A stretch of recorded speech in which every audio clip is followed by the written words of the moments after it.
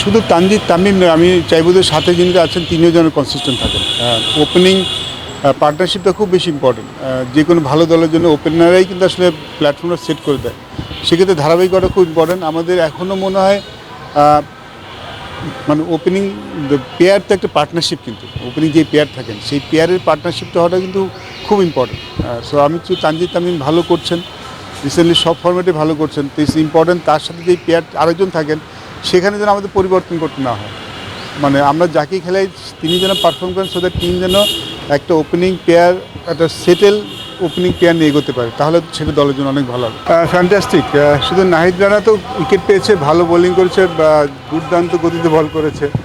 আমাদের একজন fast bowler ব্যাটসম্যানদের পিছনের পায়ে ঠেলে দিচ্ছে, দেখতে পাওয়াটা ভীষণ আনন্দ ছিল। আর সেম টাইম আমরা তাসকিনও খুব ভালো বল করেছে, মুস্তাফিজ ভালো বল করেছে, মিরাজ ভালো বল করেছে। সো আমার কাছে অলরাউন্ড বোলিং পারফরমেন্স মনে হচ্ছে বাংলাদেশ দলের জন্য। খুব ভালো স্টার্ট হলো আমাদের যেই প্ল্যান করে বাংলাদেশ এগোচ্ছে নেক্সট ওয়ার্ল্ড কাপের হিসাবে, সেই হিসাবে সিজনের প্রথম ধরবো সিজনের প্রথম ম্যাচটা খুব ভালো কাটলো, ব্যাটিংটাও ভালো হয়েছে।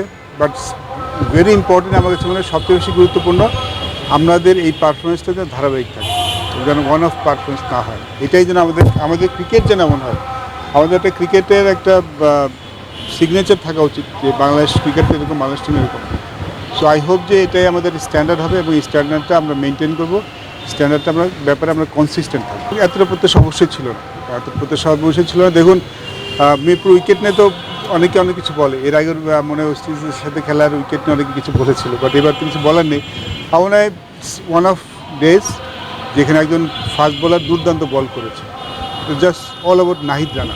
বাকিরাও ভালো বল করেছে, বাট ওর যে স্পেলটা ছিল ইট ওয়াজ এ ফেরি স্পেল।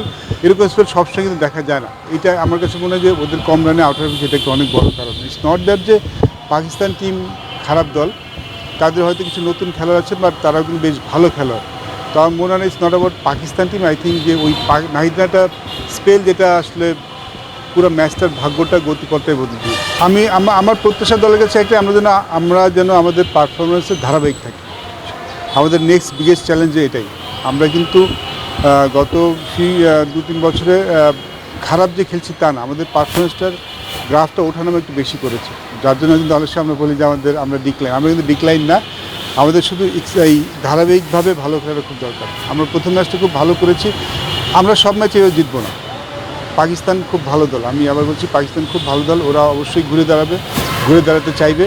বাট আমরাও যে ভালো দল সেটা আমরা জানি, সেটা প্রমাণ করাটা ধারাবাহিকভাবে খুব ইম্পর্টেন্ট। সো আমার গত লাস্ট ম্যাচেতে আমার কাছে আগামীকালকের ম্যাচটা আরও বেশি গুরুত্বপূর্ণ, যেন আমরা এই পারফরমেন্সটা রিপিট করতে পারি। It will be not the same, Pakistan 117 run all out হবে না, পাকিস্তান তো 250 রান করবে, কিন্তু আমাদের ব্যাটিংটা যেন তেমন হয়। কিন্তু আমরা যদি আগে ব্যাটিং করি, আমাদের দুটোর সামঞ্জস্য যেন ভালো থাকে, আমরা যেন যেটা বললাম যে ধারাবাহিক থাকতে পারি। এই মাঝখানে তো 3 মাসের মধ্যে আবার বাংলাদেশ টিম অনেক খেলার মধ্যে গিয়েছে, অনেক খেলা খেলেছে, সেখানে হয়তো অন্য কেউ ভালো করেছে বলে তাকে উপরে টিম ম্যানেজমেন্টে ব্যাক করেছে।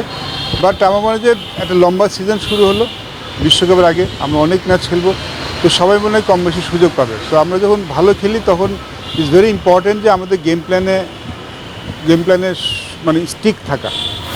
আমরা বাইরের কেউ আছে তাকে দলে খেলাইতে হবে আমার একটা মনে হয় না। আমরা যখন ভালো কিছু করি সেটা ফলো করা, সেটাকেই ব্যাক করাটা খুব important. So it's not about single individuals, it is about টিমটা কী দরকার চাই, টিমটা কোনটা দরকার সেটা বেশি ইম্পর্টেন্ট। ইন্ডিভিজুয়াল ডাজন্ট ম্যাটার, এখানে আসলে বড় গুরুত্বপূর্ণ ব্যাপার না। Definitely he did a fantastic job. সিলেটেও কিন্তু খুব ভালো কাজ করেছে, টনি হেমিং আসার পরে সিলেট উইকেটটাও কিন্তু বেশ গতিময় হয়েছে, এই কাজটা খুব ভালো জানে। বাট আমার মনে হয় যে এখানে আমি টিম ম্যানেজমেন্টকে একটু ধন্যবাদ জানাতে যে তারা সাহসটা দেখিয়েছেন। দেখুন মিরপুর উইকেট যে শুধু স্পিনিং ট্রাই হয় তা কিন্তু নয়, আমরা আসলে মিরপুর উইকেটে অনেক সময় অন্য প্রতিপক্ষের সাথে অ্যাডভান্টেজ নেওয়ার জন্য স্পিনিং ট্র্যাক তৈরি করি। এখানে কিন্তু ফাস্ট বোলিং ট্র্যাক করা যায়, আমরা কিন্তু খেলেছি। এখানে কিন্তু একটা টেস্ট ম্যাচ হয়েছে, আমার মনে আছে আফগানিস্তানের সাথে, যেখানে 10টা উইকেটই ফাস্টার বোলার নিয়েছিল। সো ইটস নট দ্যাট যে করা যায় না। আর আমার মনে হয় credit goes to team management little bit, যে তারা সাহস দেখিয়েছেন যে তারা এই ধরনের উইকেটে খেলতে চান। অবশ্যই আমাদের সামনে যে এই ওয়ার্ল্ড কাপ আছে সেখানের কন্ডিশনটা সিমিলার থাকবে, তো সেক্ষেত্রে যখন আমরা অন্য দলের সাথে খেলবো আমরা এই সাহসটা দেখি যে এরকম উইকেট চেয়েছি, সেটা খুব গুরুত্বপূর্ণ ছিল। এবং সেখানে আমরা প্লেয়ার রেসপন্ডও করেছি, it's is very good. So credit goes to everyone. আমার মনে হয় ডেফিনেটলি কিউরেটর, যিনি এ ধরনের উইকেট তৈরি করে দিয়েছেন, এবং টিম ম্যানেজমেন্ট যারা এরকম উইকেটে খেলার সাহস পেয়েছে। তিন ডিপার্টমেন্টে জ্বলে ওঠা তো খুব ইম্পর্টেন্ট। দেখুন আমাদের টিমটা কিন্তু রিলেটিভলি ইয়াং সাইড, খুব বেশি সিনিয়র প্লেয়ার নেই। এই দলের কাছে কিন্তু প্রত্যাশা থাকে যে ব্যাটিং বোলিং যেমন হোক ফিল্ডিংটা ভালো হবে। সো ফিল্ডিংটা ভালো হওয়াটা ডেফিনেটলি অনেক সাহায্য করেন। একটা ভালো ক্যাচ এবং ভালো ফিল্ডের জন্য একটা ভালো বাউন্ডারি সেভ করেন বা রান সেভ করেন, তখন বোলারদের কনফিডেন্স কিন্তু বেড়ে যায়। সো ইজ ভেরি, ফিল্ডিংটা খুব গুরুত্বপূর্ণ। এই জন্য ক্রিকেটে বলাই থাকে যে ব্যাটসম্যান যত ভালো ব্যাটসম্যান হোক, যত বোলার ভালো হোক, ফিল্ডিংটার সাথে ভালো হতেই হবে। সো ফিল্ডিংটা খুব ইম্পর্ট্যান্ট টিমের পারফরমেন্স আপলিফ্ট করার জন্য। ওটা আমি চাইবো যে যেটা ব্যাটিং বোলিংয়ের ক্ষেত্রে করলাম, ফিল্ডিংটাও যেন কনসিস্টেন্ট থাকে, আমাদের ইনকনসিস্টেন্ট নয়, সেখানে যেন আমরা কনসিস্টেন্টলি ভালো করি।